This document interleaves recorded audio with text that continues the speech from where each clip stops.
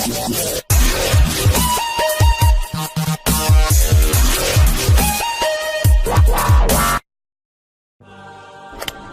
there.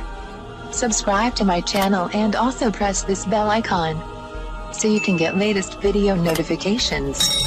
And this is absolutely free.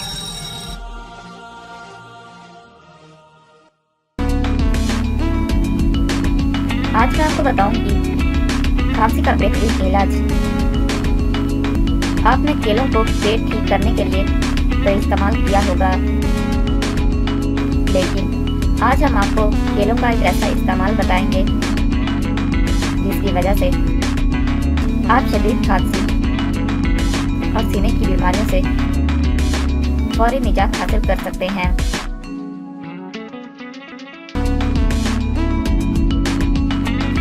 अज्जा: केले दरमियानी size के 2 अदद, उबला हुआ पानी 400 मिलीलीटर, शहद या चीनी 2 चम्मच। शहद की सूरत में इसे पानी उबालने के बाद डालें।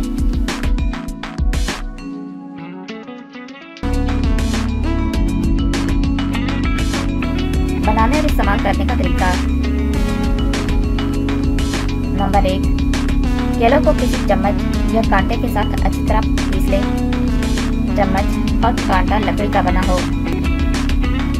नंबर 2, अब इसमें चीनी डालें और अच्छी तरह मिक्स करें, और अगर शहद डालने का इरादा हो तो शहद को आखिर में डालें।